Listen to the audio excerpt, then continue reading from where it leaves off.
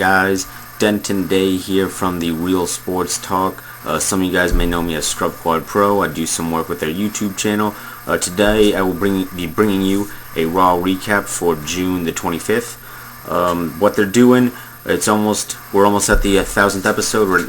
Tonight was 996, so 4 more weeks until the milestone that's never been achieved before. So we had a new general manager tonight, and for Friday Night SmackDown it happens to be Vickie Guerrero. She was once the general manager of both Raw and SmackDown in previous years, and she got her shot tonight, and she started off with a triple threat elimination match, consisting of Kane, Daniel Bryan, and CM Punk. Now obviously AJ is going to get involved somehow, and she did. She distracted Kane by skipping around the ring like she did, I think it was last week, although this time she was not wearing a Kane mask. And that caused Kane to get the GTS, which allowed CM Punk to eliminate Kane, and then CM Punk got kicked in the head by Daniel Bryan, allowing Daniel Bryan to pick up the win while pinning the WWE Champion CM Punk. So it was a good match. It was a good way to start off the show. And then before that whole situation, we saw AJ pretty much talking to herself. The way the camera made it look as if they were standing in front of her because you couldn't see. And then they showed it, and she was just looking at herself in a mirror and just being a crazy chick. So Daniel Bryan was able to pick up the win, and he pinned CM Punk. And later on in the night, it would be said that these two are going to face each other at Money in the Bank. Now there still could be some stipulations added if they want to throw AJ in the mix of the match. I mean, let's be honest, she probably will get involved. And I think they're just throwing Kane out of this match, or out of this feud.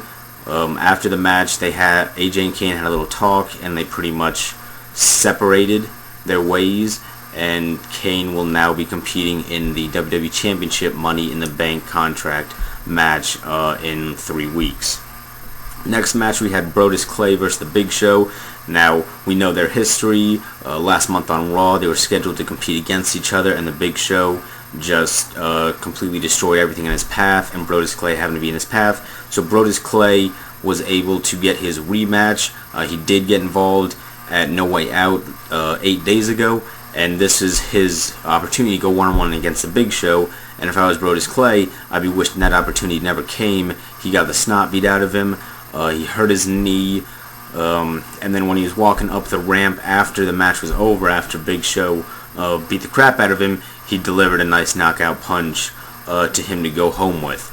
So this match, I wouldn't call it a squash match because it was a little bit longer, but that's essentially what it was. You knew the Big Show was going to win. The match itself was okay, but I mean, you got to remember, these are two big guys. You're not going to be putting on 5-star matches on Monday Night Raw. Maybe at a pay-per-view, but not tonight. But the match was good and kept the show going. But I'm skipping over a couple things. Santino did have a match against Jack Swagger, which he won. Santino is receiving a big push. Jack Swagger is receiving the complete opposite. I would not be surprised if he was off TV for a little after the 1,000th episode. They'll probably keep him on till then and then just throw him out. He's pretty much useless, to be completely honest. He's no longer with Vickie Guerrero. His haircut makes him look dumb.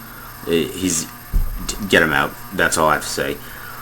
So like we've had every week, you have a superstar from the past returning, building up to the 1,000th episode, and none other to take that superstar on would be Heath Slater, the one-man band, as he calls himself. He comes out, he cuts a promo, and Psycho Sid appears, and that was the example of a squash match. Psycho Sid just destroyed Heath Slater. Heath Slater, God, he is such a tool. It's unbelievable. That one-man band thing, he looks like Wendy. It's stupid. He's dumb. The gimmick needs to be thrown out. He himself can go jump off a bridge. He's not talented at all compared to some of the other guys in the locker room that they could be using instead. But you will probably see him until the 1,000th episode. He tends to be the one who gets beaten up by the returning superstars. He got demolished by Vader. Last week he got that little CD record smashed over his head, and this week he got demolished by Psycho Sid. So the next couple weeks he'll continue to get demolished, and hopefully after the 1000th episode, WWE decides to part ways with Heath Slater and send him on the street where he can go to some independent wrestling company and live happily ever after. So earlier today, John Cena put out a tweet pretty much saying that there was going to be history made tonight. He had a big announcement. It was going to be huge. So John Cena comes out and he starts off by making fun of John Laurinaitis and the Big Show. He gets a Star Wars promo, which I'm not gonna lie, I kind of liked. I thought it was good, especially when he called Vince McMahon Yoda, and then used Yoda's little way of talking for Vince McMahon's thing. What's it called? His little entrance. No chance in hell.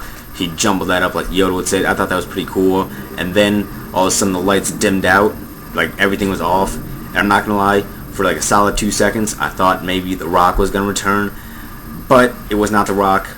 It was not better than The Rock, because no one's better than Rock.